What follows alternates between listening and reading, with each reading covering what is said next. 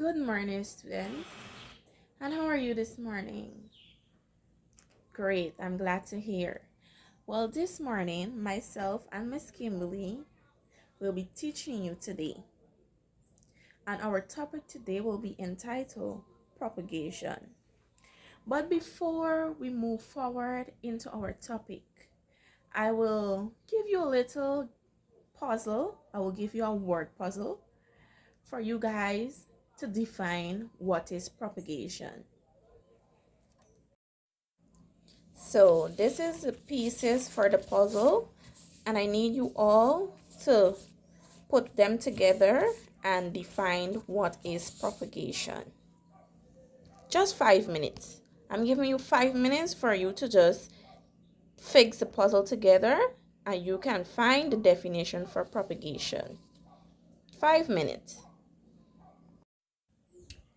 Are you all finished fitting up the pieces on defining on what is propagation? Okay, great.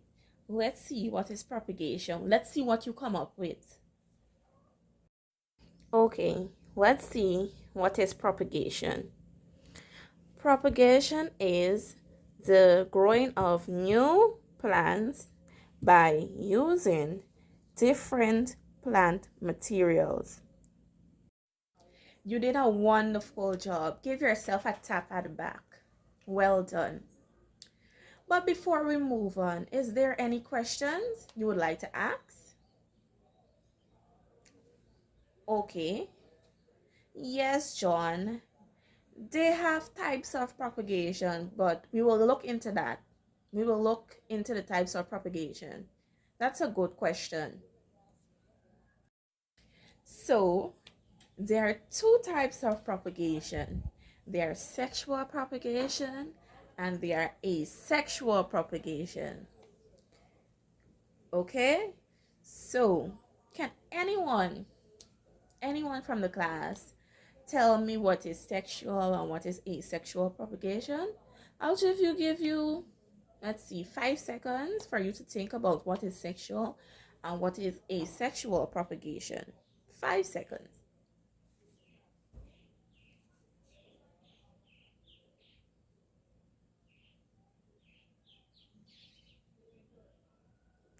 All right, seeing that nobody knows what is sexual and asexual propagation, I will tell you what is sexual propagation and what is asexual propagation.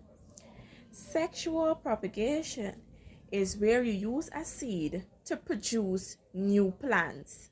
So you are planting a seed for that seed to bring forth a plant. So for example, for sexual propagation, you have corn seed, you have the pepper seed, you have cucumber seed, you have okra seed, etc. So that those seeds can produce plants. So here I have some okra seed. Just take a look at it. And this okra seed, you can plant it so that it can produce an okra plant. So, do you all understand what is sexual propagation? All right, let's move on to asexual propagation. Asexual propagation is the production of plant other than using a seed. So, asexual propagation, you're not using a seed. You're using different parts of a plant to produce plants. For example, you have roots, you have stem, you have the bark, also you have the leaf. You can also use a leaf to produce a new plant. Here I have a croton plant, and you can use the stem of this plant to bring forth new plants. So, do you all understand what is asexual propagation? Okay, great. So, before we move on, are there any questions?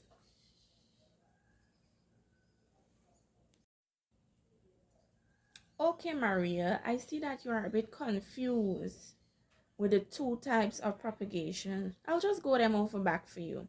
So, listen carefully. There's sexual propagation and there is asexual propagation. In the simplest form, I will try to explain it to you. All right. So the sexual propagation, sorry, you're using a seed to bring forth new plants, and asexual propagation, you're using parts of a plant to bring forth new plants. So you're using a root, either use a root, a stem, a bark, for that to bring forth new plants.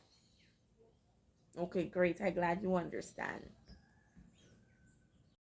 So for our next activity, you will look at video on what is natural and artificial vegetative reproduction. So you can get familiarized with the two.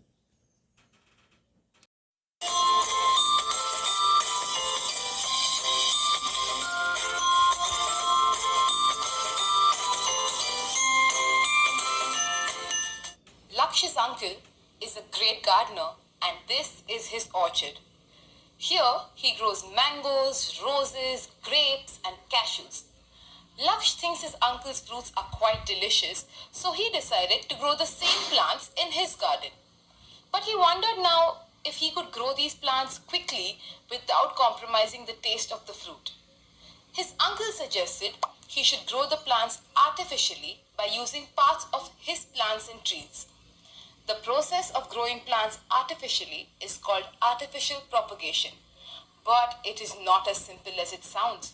Artificial propagation is a type of vegetative reproduction in which breeding or growing plants is done using parts of the parent plants like stems, roots, and leaves. So for roses, Lakshya's uncle cut a part of his own rose plant with a bud and told him to fix it into the soil in his garden. This method is called cutting. In this method, a new stem grows from the branch fixed into the soil. This new stem grows into another rose plant. And guess what? Because he used the part of his uncle's rose plant, Lakshya's plant will bear roses just as pretty as his uncle's. Next, for those delicious mangoes, Lakshya's uncle suggested he should cut small shoots or buds from his plant stem and attach the cut portion to the plant in his garden. This process is known as grafting. The cut portion of the parent plant is called scion and the fixed plant with its roots is called stalk. Even for grapes, his uncle gave him one of his own plants.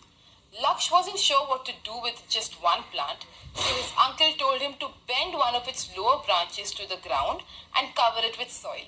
This process, known as mound layering, leads to the development of new roots. Soon, Laksh will have a whole row of grapevines and a fresh bunch of grapes to taste. This method is similar to cutting, except that here the branch is left attached to the plant. Lastly, for cashews, Lakshya's uncle suggested he should remove the bark of a branch from one of his plants, then cover the area with moss or cotton bandage and water it daily. This method is called aerial layering. Laksh should have his cashew plants ready in a few months' time from now. Laksh has now done everything his uncle has asked him to do and is quite excited to see the fruits of his uncle's advice.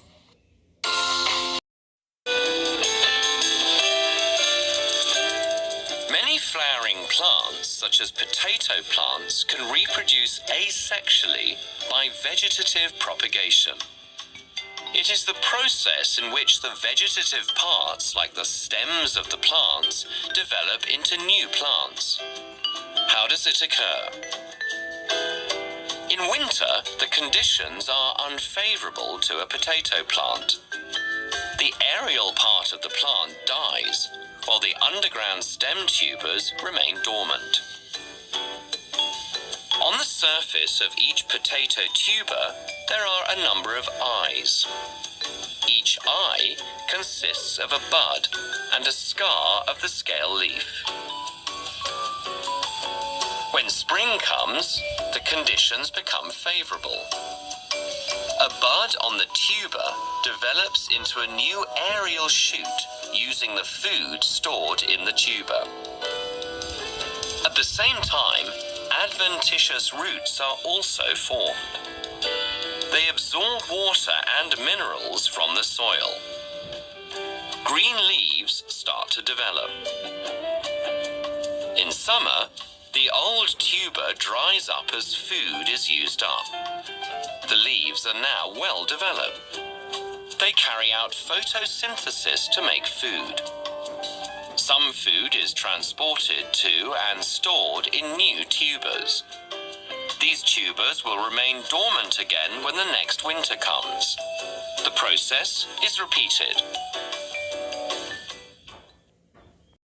Did you guys enjoy the video that was played for you? Today we'll be doing natural vegetation reproduction. This occurs when plants grow and develop naturally without any human interference. Natural vegetative propagation can be enabled by the development of adventitious roots.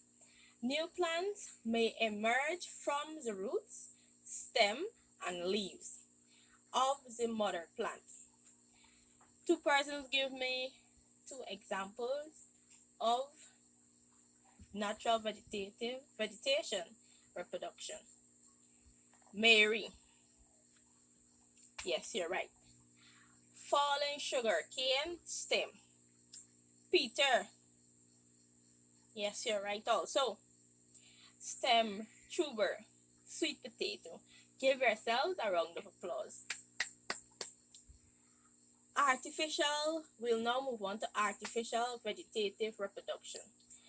This method involves taking a piece of one mother plant and causing it to regenerate itself into a new plant. Two other students, please give me example of this. Yes, Peter, again. Grafting. Yes, that's one example. Nicolo, give me another example. Yes, you're correct. Cutting. Give yourselves a round of applause. So now we'll recap what you guys did. State what you understand by the term propagation. Rose, stand up and give me what you understand. Tell me what you understand by the term propagation.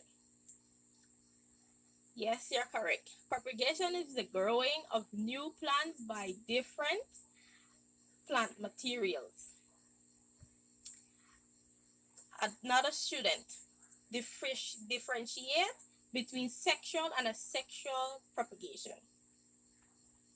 Felicia, yes, you're also correct. Sexual reproduction is whereby plants use seeds to reproduce new plants, while asexual is reproducing by any other means of planting seeds. And that has brought us to the end of our lesson.